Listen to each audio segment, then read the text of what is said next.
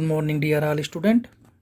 आज हम चर्चा करेंगे शिक्षा निदेशालय राष्ट्रीय राजधानी क्षेत्र दिल्ली द्वारा प्रकाशित वर्कशीट या कार्यपत्रक संख्या 13। यह वर्कशीट सामाजिक विज्ञान विषय से संबंधित है और इतिहास की पाठ्यपुस्तक से ली गई है।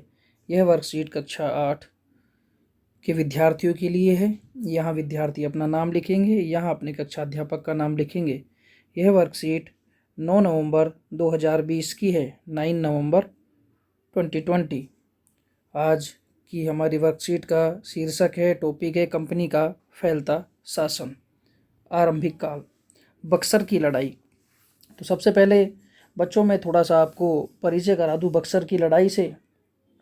तो बक्सर की लड़ाई जो हुई थी, बंगाल पर अधिकार या शासन करने के लिए बंगालवासी और बंगाल का उस समय जो नवाब था मीर कासिम और ईस्ट इंडिया कंपनी के मध्य युद्ध हुआ था। ईस्ट इंडिया कंपनी की ब्रिटिश सेना और ब्रिटिश सेना के जो सेनापति थे कैप्टन मुनरो, उनके नेतृत्व में 22 अक्टूबर 1764 को बक्सर का युद्ध हुआ था, जिसमें ईस्ट इंडिया कंपनी की जीत हुई थी और ईस्ट इंडिया कंपनी का बंगाल पर अधिकार स्थापित हो गया था।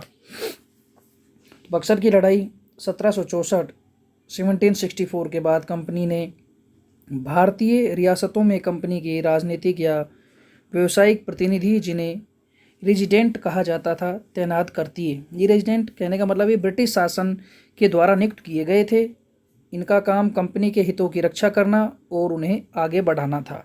ये जो रेजिडेंट थे, जो नियुक्त किए गए थे, इनका कार्य था कंपनी को आगे बढ़ाना और कंपनी के जो हित हैं उनकी रक्षा करना। रेजिडेंट के माध्यम से कंपनी के अधिकारी भारतीय राज्यों के भीतरी मामलों में भी दखल देने लगे थे कि अगला राजा कौन होगा, किसको किस पद पर बिठाया जाएगा, ये चीज़ें भी कंपनी के अफसर तय करना चाहते थे।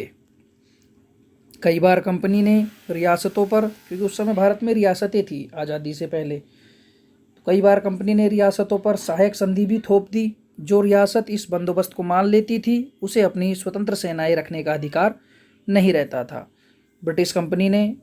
ब्रिटिश ईस्ट इंडिया कंपनी ने सहायक संधि नाम की योजना बनाई। तो जो भी रियासत इस सहायक संधि की जो योजना थी, बंदोबस्त था, इसे मान लेती थी, उसे अपनी स्वतंत्र सेनाएं रखने का अधिकार नहीं था।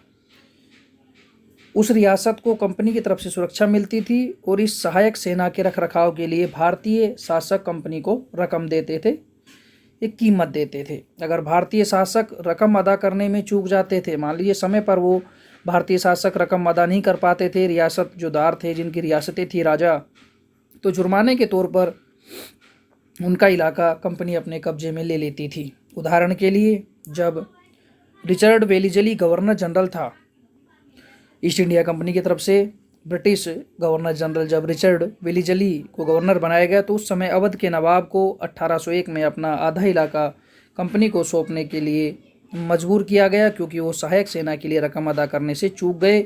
इस आधार पर हैदराबाद के कई इलाके भी उनसे छीन लिए गए।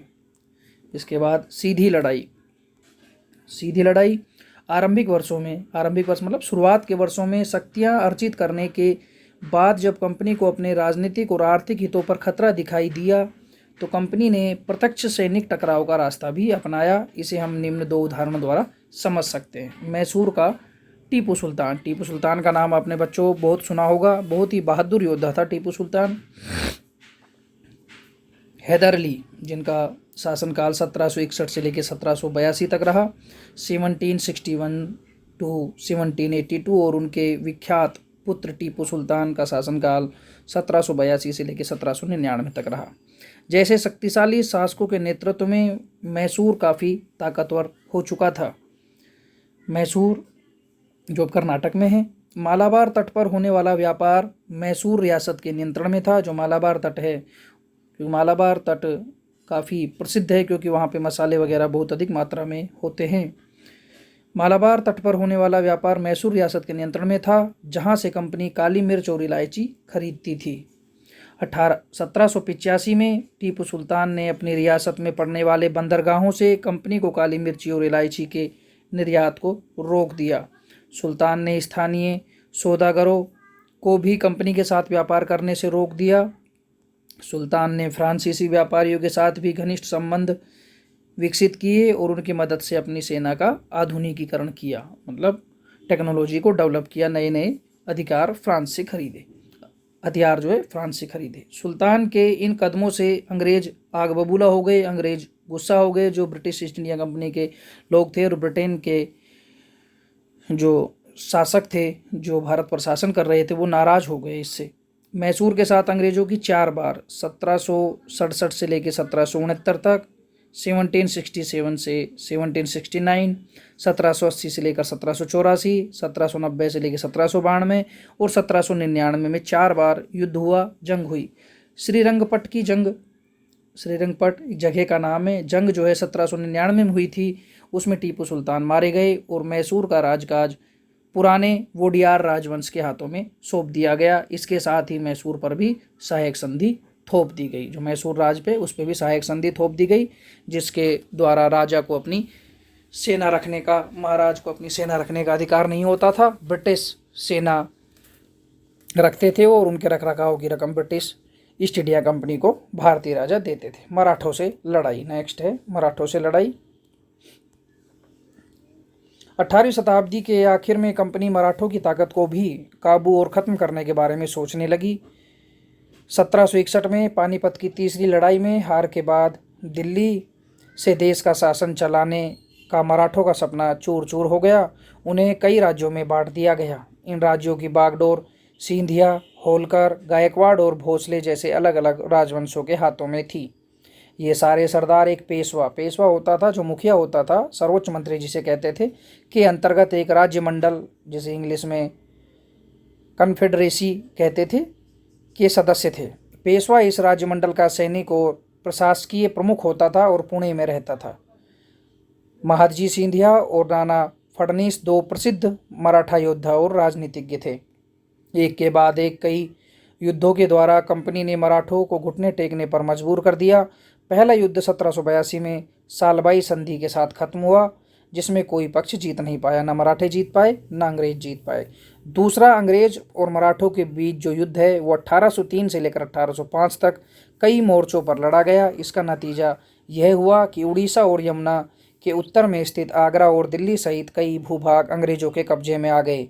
अंततः मतलब अंत में 1817 से लेकर 1819 तक, 1817 से 1819 तक के तीसरे अंग्रेज और मराठा युद्ध में मराठों की ताकत को पूरी तरह कुचल दिया गया। पेशवा को पुणे से हटाकर कानपुर के पास बिठूर में पेंशन पर भेज दिया गया। जो पेशवा होता था, मुखिया होता था, उसको हटाकर कानपुर से बिठूर में पेंशन पर भेज दिया गया। अब विंध्य के दक्षिण में स्थित पूरे भूभाग पर कंपनी का नियंत्रण हो चुका था। अब इससे संबंधित कुछ प्रश्न हैं, हम इनको करने का प्रयास करते हैं। पहला प्रश्न है, ईस्ट इंडिया कंपनी ने सहायक संधि के द्वारा भारतीय रियासतों पर किस प्रकार कब्जा किया?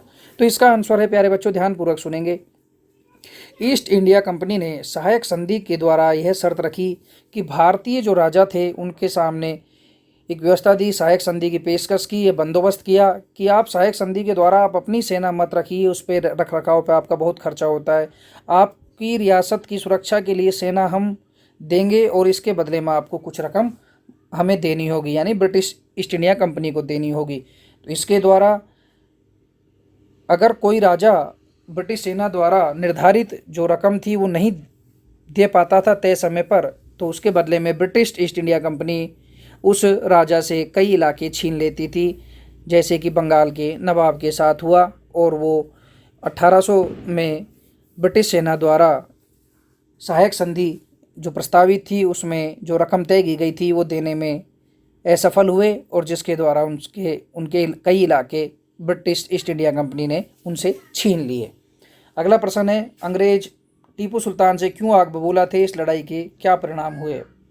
टीपू सुल्तान से क्यों आग बबूला था? टीपू सुल्तान एक बहुत ही बहादुर योद्धा था, और टीपू सुल्तान से क्यों आग बबूला था, इस लड़ाई के क्या परिणाम हुए? तो देखिए, टीपू सुल्तान की जब हम बात करते हैं तो टीपू सुल्तान ने क्या किया था कि टीपू सुल्तान ने मालाबार तट पर होने वाला व्यापार जो मैसूर रियासत के नियंत्रण में था, जहां से कंपनी काली मिर्च और इलायची खरीदती थी, तो टीपू सुल्तान ने 1785 में अपने रियासत में पड़ने वाले बंदरगाहों से कंपनी को काली मिर्च और इलायची के निर्यात को रोक दिया, जिससे अंग्रेज बहुत अधिक नाराज हुए।